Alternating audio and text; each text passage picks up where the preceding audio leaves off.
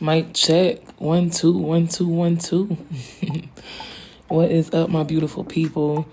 It's your girl Rosabelle, and welcome. For those of you who are new here, hit that subscribe button, the follow, the like, the share, wherever you see this, wherever you're listening to this.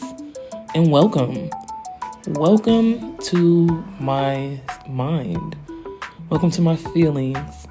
Welcome to my space. I'm in my element. I'm in a space where I like to kick my shoes off and put my feet up, put my robe on, take my pants off, because pants are dumb, and just kick back, relax. I want to unwind from my day, unfold, and unplug. Peace and love, kings and queens. Welcome back to another episode of Rosabelle Unplugged.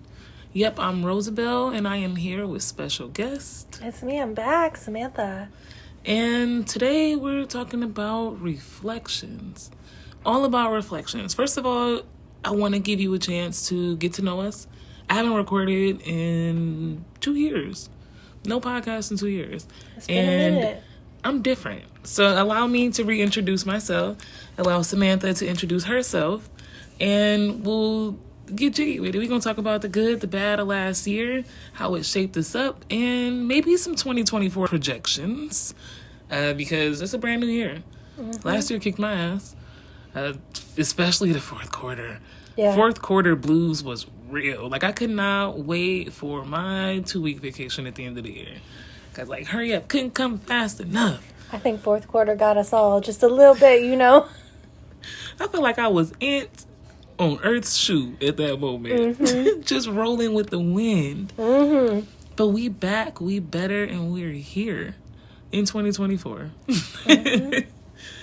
So as I mentioned, I'm Rosabelle. For those of y'all who don't know me, I am a mom, photographer, an herbalist, an engineer, a casa. I am a friend, a daughter, a sibling, all of those good fun things. I grew up in a small town in Ohio. I went to all private schools until senior year. Then I went to a public school. Got the opportunity to graduate early. I got the opportunity to experience some fun things in college. I feel like I went to college forever. And at first I went to college, I'm like, I want to join the Army. I want to be an ROTC. But I want to be an engineer. So let's study biomedical engineering. Why not? Did that maybe for like a couple years and realized I don't want to go to the military. They were making a lot of changes at that time. Mm-hmm. And I also realized that biomedical engineering wasn't for me. In fact, analytical engineering is not for me. So I made the switch. You can't know till you know. No. Oh my God, it was kicking my ass. Just like the fourth quarter, Calc 2 kicked my ass. Yeah, right. But when I switched to a more technical field and went into mechanical engineering technology, it was technical calculus, technical physics. Like physics, everything was just more technical. I don't need to know all the theory behind it, although they do teach you some theories, because some theories you can't get away from. Mm-hmm. You need them. Yeah. They're the same. No matter what angle you try to crack it at. But it made a huge difference. I got a chance to work more with my hands, learn how to build things, learn a little bit about electrical circuits. But the main core was design and industry. And now with that, I am a quality engineer. I work in the aerospace field. I spent a lot of time working with different things in aerospace. Landing gear, de-icing equipment, engine parts. Like it's been in this industry for almost 10 years. Mm-hmm. It's crazy to say because I'm only 30. I feel so old when I say I've been here for 10 years. I feel like them people at my job, they've been like, I've been here for 25 years. Like, when you gonna retire? 25 years? I feel like after 25 years, we should retire. That's me. That's a long time to be working for somebody. But here it is. Got my first job at 18, and now I'm still working, and I'm 30. So, I mean, I guess it could be looked at as the same. Right. And graduated. I have a bachelor's degree in mechanical engineering technology. I am a mom. I have a child and over a handful of godchildren. Well over a handful? Yeah, well over a handful. Would they say cheaper by the dozen or something like that? Mm-hmm. I'm a photographer. I've been doing photography since the pandemic. And I feel like every year in that I've been kind of really shaping this up getting the soil together, and now I feel like we could start bearing some fruit. It has been an amazing experience so far, and I'm hoping that with the goals that we've set for this year, that it can be even better. Maybe we'll have some big fruits at the end of the year. Maybe. I do a lot of podcasting, videos. I can edit videos. It's a lot of fun. Again, it's been a while, 2 years since I did this, and it's been even longer since I've done anything else. I think the most notable thing is wordplay. When I was doing wordplay, I was able to make people smile, meet new people, and just do something different. Like in a setting that kind of take your mind away from everything else. What else? My favorite color is orange. My favorite food is food. I love food. Fruit and veggies, you can always win my heart. But you can also win my heart with some steak. You can also win my heart with some good Mexican. Good Mexican is the key word, because it's not equal. And you can really win my heart if you can make some good seafood. Good boil, honey, I eat it out the dog bowl. No, I ain't gonna go that far, but shit, you want me like dog with that one, because I got you. I'll be submissive. Oh, Lord. But that's enough about me. Who are you? My name's Samantha. I am Rosabelle's wife, if nobody knew. So first and foremost, I would say I'm a mother. I spent a lot of time with that little kiddo. I shared the collection of godchildren. And I just love every single one of them.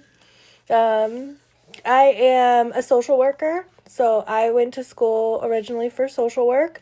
I have my master's degree in social work. I have all the qualifications for the CDCA. However, I'm not going to pay for the licensure. I'm serious. The social work degree trumps the licensure, so I'm not going to pay for it. I have my bachelor's degree is also in social work.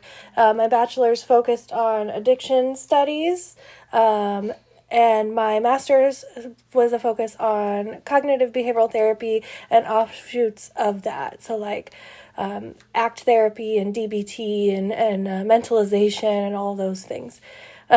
So that's where my focus is. I first did my internship with the Casa Guardian Ad Litem program, which if you don't know, that's through the juvenile court system. It works kind of hand in hand with children's services. However, we don't work for children's services. We work for the juvenile court and advocate for the best interest of children who are in the foster care system. I did that as my first internship experience, I guess you would call it. However, I started as a volunteer, and I am still today a volunteer for that program. And I just love doing that kind of stuff. When I was an intern, I had, I think, 17 kids on my caseload. Now I have one, and I'm going to keep it a little bit lower on that spectrum. And then I did my master's internship for a local jail, the mental health department in the jail. And I still work there today, and the juxtaposition of working with like foster kids versus inmates has been interesting. There's definitely some overlap, unfortunately. But at the end of the day, like, people are people, and I will talk to anybody at length about my job. I love my job. I love what I do. I love my clients. So, a lot of times I think I get this kind of like pushback from other social workers who have never worked in this kind of a setting before, to be like, well, why would you want to work with people who've clearly, done wrong? And to which I say, everybody has done wrong. My people just got caught, and so I'm just like, these people are people who are in jail facing serious charges, and they need support as well. And the only way to cure whatever is going on with them, to make them better people, is to help them. And so that's my role, and I feel like I do a really good job in that role. But additionally, and not just like person to person type of support, I've also been working a lot with the program in general. So like my supervisor just recently came up with the newsletter idea for inmates to have different mindfulness activities that they can do on their own, so that everything doesn't have to involve me, because they're independent adults. They can do things on their own. Okay. So I was actually really gracious that she allowed me to be a big part of that project. And I, with her supervision, wrote a lot of it and designed it. And with the help of Rosabelle, of course, was able to put together some of the images and everything that went into it. It turned out wonderfully. My clients loved it.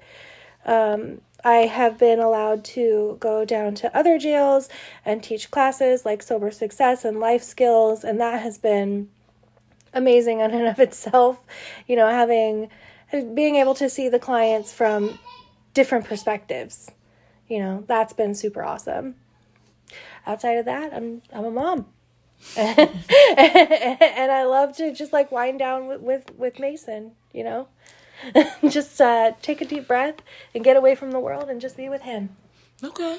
That's a good way to wind down. Yeah. Some of the ways I like to wind down is gardening, exercising, being outside. See, that's because you're goal-oriented. I just love being outside. You like to wind down by like doing stuff. I like to wind down by like doing nothing. I just want to like lay in bed with Mason and like a book or something and read Chicka Chicka Boom Boom 5,000 times. See, I can rock with that. I finally picked up another book. We'll talk about that in my goals. But I picked up a book that I haven't picked up in a while that I actually never finished. Mm-hmm. And I picked up where I left off. Surprisingly, I actually remember what the hell was going on in the book. Okay. I read maybe 2 pages before just to make sure I could remember. And if I didn't remember anything there, then I was going to have to start over. Yeah. But I remembered. And I was able to pick up where I left off. And the imagination is the same as it was when I first started reading it. So I can get with that. Mm-hmm. I like doing, as much as it feels like I'm doing things that are goal-oriented, for me, it's mindless. It's just something, you know, it's just something to keep me going. So I love that. Yeah. Sometimes I feel like when I'm at work, like, I'm just so pressured to be, you know, the smart one and the creative, the one who has all the answers, rather. That like, sound like a quality engineer. Oh my God. I come home and I'm just like, I just don't want to think. Mm-hmm. I'm just done thinking. I want to do something like on a child's level. Mm-hmm. You know, I want to read Chicka Chicka Boom Boom Color with for markers. The 16th time today. Ain't nothing wrong with that. I don't want to be thinking anymore about, you know, theories and medications and, you know, all of the ways that you treat mental illness. I'm tired. For me, my nose is always deep in government and industry standards, it feels like. Like as a quality engineer, that's our responsibility. We are that line of defense before we send parts to our customers, and we have to comply with everything. Our customer, the government, and the aerospace industry. Yeah. Because we can get audited for years and years and years to come, 40 plus, 50 plus, to come. They can go back as far as they want to make sure that you've been in compliance. Yeah. So it's definitely, I can understand wanting to turn your mind off from always having to know things. Always having to know things. Yeah. It'd be making me tired. I love what I do though. I wouldn't trade it. I wouldn't go into any other field. Even I've had this conversation with coworkers. Even if I moved on to another job, how I did here, I'm just quality is where I need to be. Yeah. That's where I feel. I can't believe I enjoy it as much as I do. I always thought I wanted to be a design engineer, like actually sitting there CAD, like drafting. But I did it in school. It was fun. But then when I did it, like as an intern or a co-op, as we call it in our engineering field, it was, I mean, at least I was getting paid to do it. But like at the same time, it was so boring. I didn't get a chance to get my hands dirty. And I really don't get my hands dirty a lot now. But I do handle parts when it's time to come to the supplier or the customer, especially if it's returns or like over inspecting, just to make sure that we actually have an issue. A lot of investigation. If it's time to investigate, we'll be the people cutting up the parts, doing some making sure the testing and stuff gets done. I'm not actually performing the test, but I still get a chance to be hands on without being there. Yeah. And it's amazing. You know, it's interesting when you talk about like state standards and industry standards. Like, I'm so blessed to have the supervisor that I have because she pretty much takes care of those things. But at the same time, because she is my supervisor, she takes the time to explain to me like what like why it's important that these certain things happen in this certain way, because it has to meet, state minimum standards, or, whatever, whether that's through mental health and like NAMI and like all that stuff, or if it's through like actual jail procedures, because jails often have to follow state minimum standards too. And it is my job as the social worker to make sure that my clients are getting the things that they're entitled to. Now, I will say, I've never had any issues with my jail in particular not meeting state minimum standards. However, there definitely have been circumstances where I was questioning, what exactly are the standards, so that I know if my client is getting, being treated unjustly, cruel and unusual punishment type of things.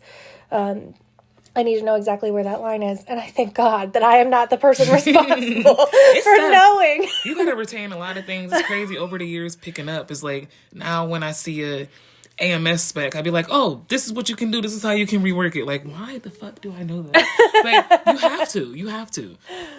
Yeah, I just go to my supervisor and I say, hey, this one client is complaining about this and that and the other thing. Does it meet state minimum standards? Do I need to talk to a sergeant or a lieutenant? Like, tell me what to do. And she's gracious enough too that if I was uncomfortable talking to somebody about it, she would do it with me or for me. But at this point, I've been in this job long enough that I know all these sergeants and lieutenants by first name, so I feel very comfortable talking to them. But when I first started, the first time that she ever was like, you need to go talk to a sergeant, I was like, oh God. It's a bit intimidating. You need me to do what now? That is amazing. That's an amazing experience, though. I mean, and that's how we learn. Sometimes we learn trial by fire. Oh, yeah. Other times we learn with very good supervisors and mentors that can really, really help pull us through. And it could just be such a, not even obvious. They just pull us through so effortlessly. And I really appreciate you guys. So shout out to y'all. Yeah.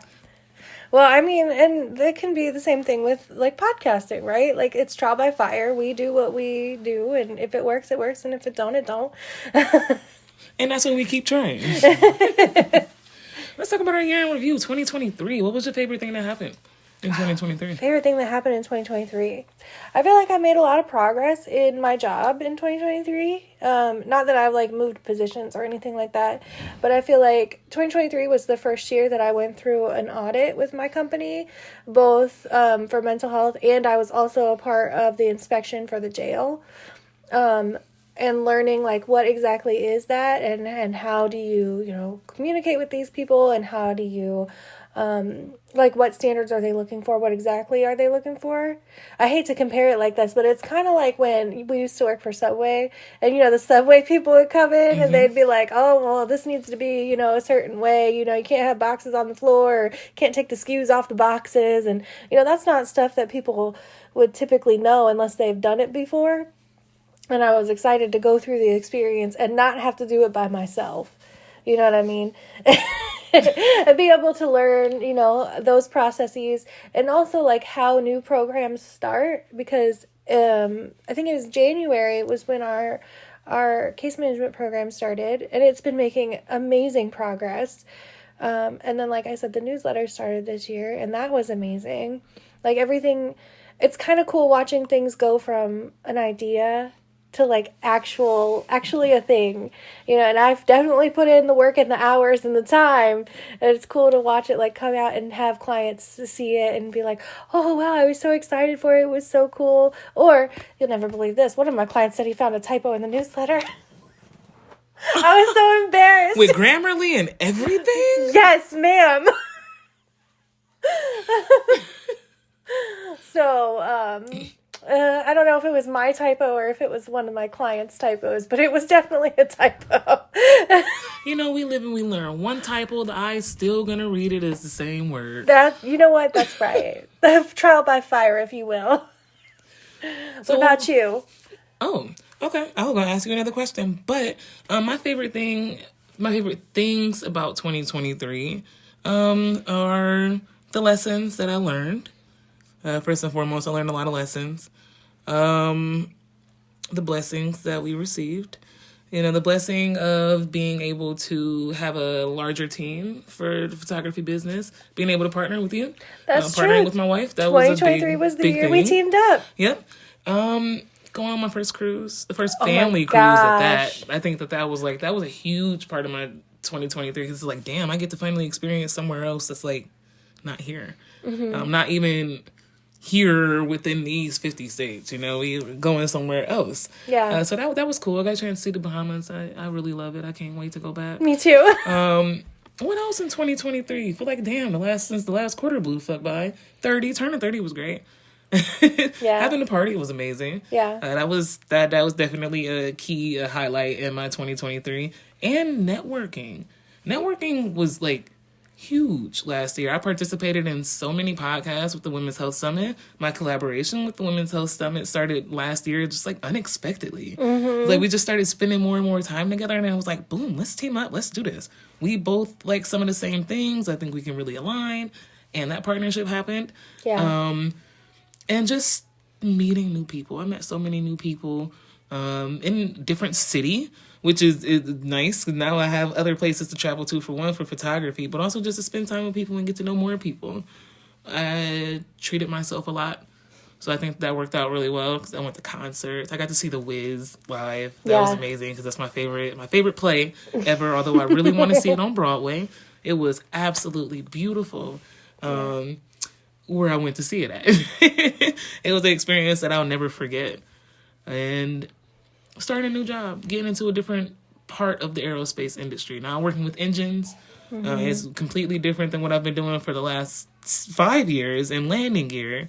And very different from like that de-icing world. I'm just so happy that you switched jobs, because you seem so much happier now. I definitely think that changing jobs, that last job was my stepping stone in equality, and this one is like one where I really get to now be that engineer. I understand things a lot better. I can think like a quality engineer.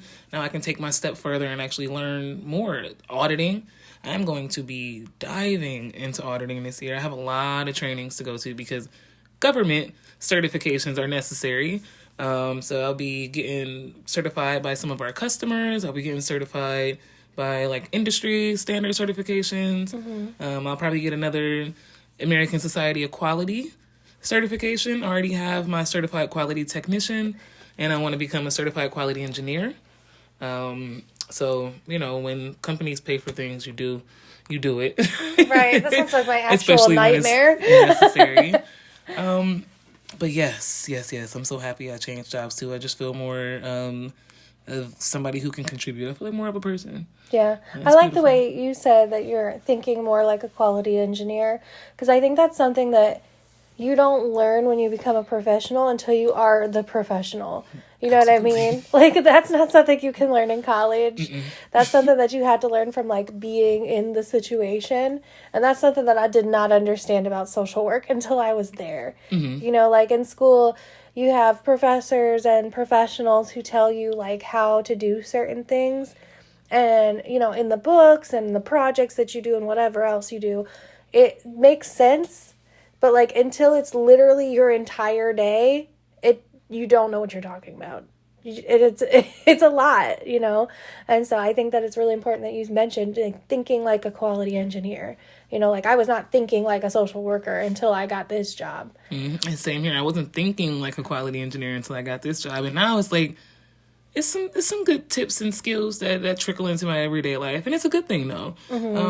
It's always positive, headed in the right direction. So I'm excited to see how we unfold in our roles as a social worker and as a quality engineer this year. Yeah, because there's not a book answer to every question. No. Everything's got to be creative. Some and stuff takes a lot of research. you know, when you hear, like, people say, like, oh, these certain professionals, like, I hear about doctors a lot. You ask them a question and they're always like, oh, it depends. It does depend. That's the answer. Literally. And yeah, it's annoying, but that's the answer, for real. So with that being said, with reflecting like on our year in review, how are you going to use that for your 2024 projections? Like, is there anything that you learned that you can apply to this year to do better or provide better results? So 2024 is the year that I can apply to get my eye. So I believe May is when I can get my eye. But it's a very different process. I guess for people who don't know, an I is a part of social work licensure. So currently, when you graduate with your social work degree, bachelor's or master's, you have to take a test to get your license of social work. It's called LSW. And then from there, you have to do supervision for a couple of years with a supervisor, and some other things that you have to do too. And then from there, you get your LISW, which is licensed independent social worker, which means I don't have to necessarily work under a supervisor any longer.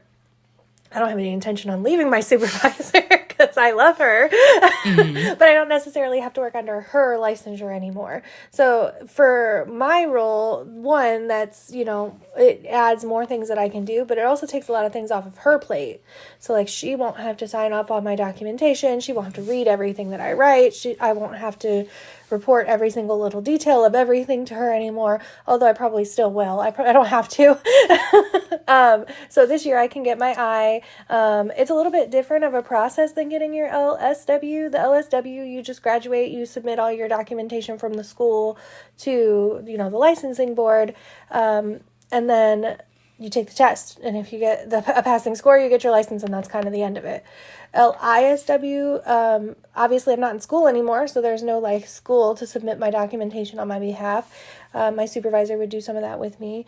And then you can't actually schedule the test. This is what my supervisor has told me, until you are at the date at which you can take it. Yeah, because you have to have the full 2-year supervision before you can take it. That makes sense. Exactly. And I don't know if this is a problem everywhere, but I know here in this area, there's usually a 6-month-ish wait on the test. So it will be closer to the end of the year when I get my I. But I'm just excited to go through the process and do it. And I've talked to my supervisor and said, I plan on going all the way. I know licensures are different in different areas.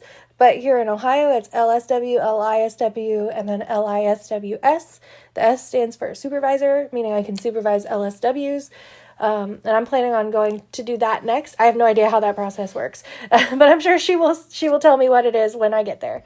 That is amazing. That's amazing. I am super excited for that. That's one of my biggest goals this year. Obviously, I have, personal goals as well. We've been working on fitness goals.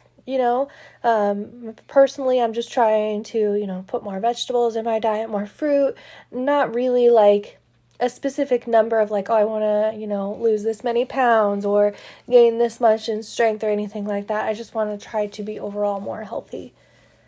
There's nothing wrong with that. Healthy looks different for different people. No two people's healthy is the same. So I like those goals. Yeah. And I think that with the consistency, I think that you'll achieve it. Yeah.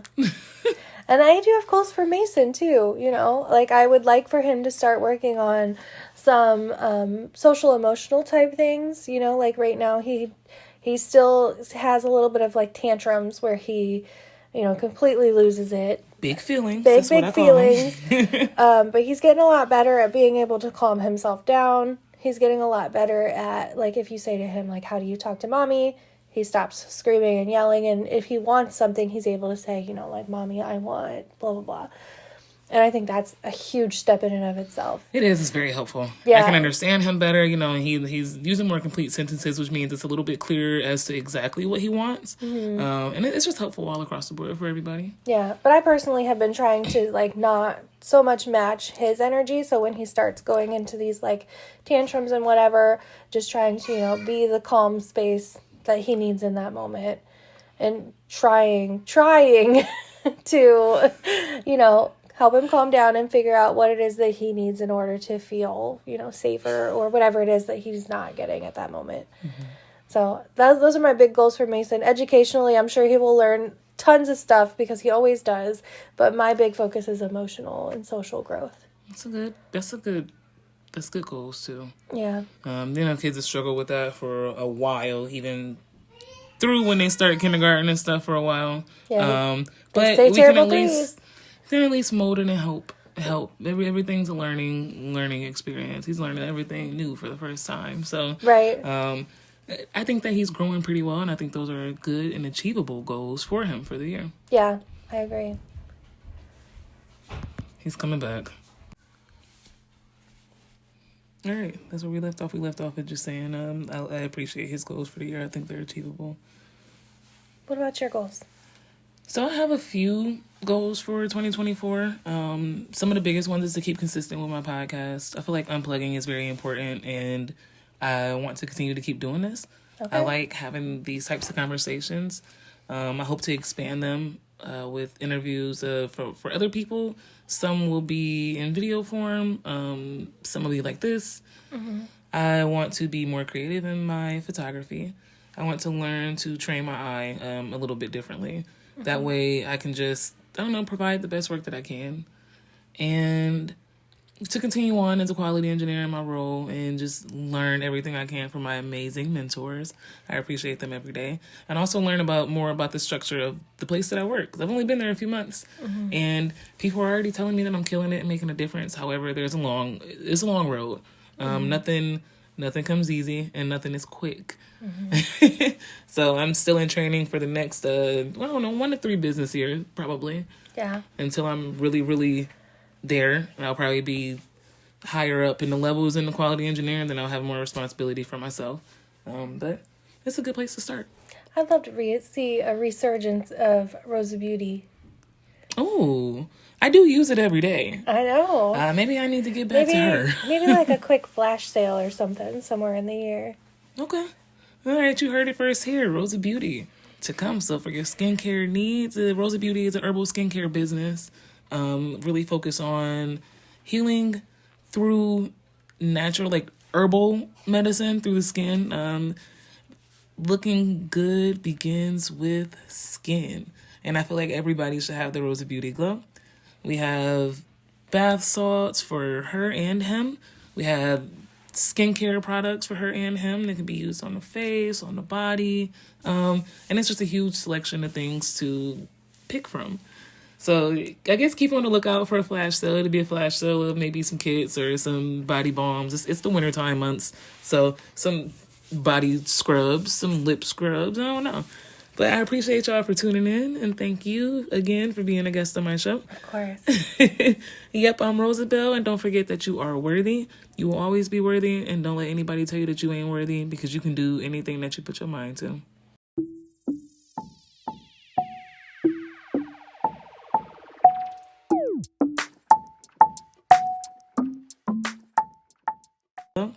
We have bath salts for her and him. We have skincare products for her and him that can be used on the face, on the body. And it's just a huge selection of things to pick from. So I guess keep on the lookout for a flash sale. It'll be a flash sale of maybe some kits or some body balms. It's the wintertime months. So some body scrubs, some lip scrubs. I don't know. But I appreciate y'all for tuning in. And thank you again for being a guest on my show. Of course. Yep, I'm Rosabelle. And don't forget that you are worthy. You will always be worthy. And don't let anybody tell you that you ain't worthy, because you can do anything that you put your mind to.